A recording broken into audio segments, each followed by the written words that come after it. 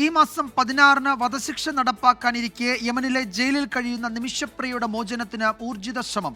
കേന്ദ്ര ഇടപെടൽ ആവശ്യപ്പെട്ടുള്ള ഹർജി തിങ്കളാഴ്ച സുപ്രീം കോടതി പരിഗണിക്കാനിരിക്കെ വിദേശകാര്യ മന്ത്രാലയത്തിൽ നിന്ന് അറ്റോർണി ജനറൽ കേസുമായി ബന്ധപ്പെട്ട വിവരങ്ങൾ ശേഖരിച്ചു. കേന്ദ്ര സംസ്ഥാന സർക്കാരുകളുടെ ഇടപെടലിൽ പ്രതീക്ഷയുണ്ട് എന്നാണ് നിമിഷപ്രിയയുടെ ഭർത്താവ് ടോമി തോമസിന്റെ പ്രതികരണം. നിമിഷപ്രിയ വിഷയത്തിൽ വിദേശകാര്യ മന്ത്രാലയം നടത്തിയ ഇടപെടലുകൾ സംബന്ധിച്ച വിവരങ്ങളാണ് അറ്റോർണി ജനറൽ ആർ വെങ്കിട്ടരമണിയുടെ ഓഫീസ് തേടിയത്. ജൂലൈ 16-ന് വധശിക്ഷ നടപ്പാക്കുമെന്ന റിപ്പോർട്ട് വന്ന ശേഷം എന്ത് നടപടി സ്വീകരിച്ചുവെന്നറിയിക്കാൻ AG ഓഫീസ് ആവശ്യപ്പെട്ടു.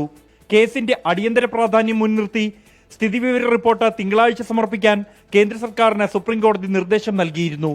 വിഷയത്തിൽ സാധ്യമായ എല്ലാ നടപടികളും ഉണ്ടാകുമെന്ന് AG ഓഫീസ് വൃത്തങ്ങൾ അറിയിച്ചു.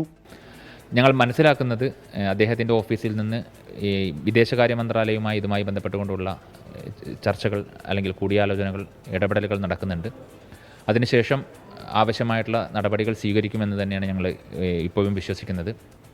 അപ്പോൾ ആ തരത്തിൽ ഇനിയുള്ള 3 ദിവസങ്ങളിൽ ഇന്ന് വെള്ളിയാഴ്ചയും ശനിയും ഞായറും ഉപയോഗിച്ചുകൊണ്ട് നയതന്ത്ര തലത്തിലുള്ള ചർച്ചകൾ ഇടപെടലുകൾ സർക്കാരിൻ്റെ ഭാഗത്തുനിന്ന് ഉണ്ടാകുമെന്നുള്ളൊരു പ്രതീക്ഷയിൽ തന്നെയാണ് save Nimisha Priya international action council ഉള്ളത്.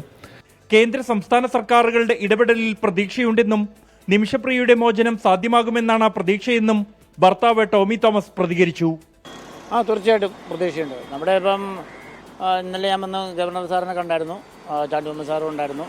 പിന്നെ എല്ലാ കാര്യങ്ങളും വേണ്ടെന്ന് ഹെൽപ്പ് ചെയ്യാൻ വേണ്ടി പറഞ്ഞിട്ടുണ്ട്. കേന്ദ്ര ഗവൺമെൻറ്റുമായിട്ട് സംസാരിച്ചിട്ടുണ്ട്, അതുപോലെ തന്നെ നമ്മുടെ വിദേശകാര്യ മന്ത്രിയൊക്കെ ആയിട്ട്.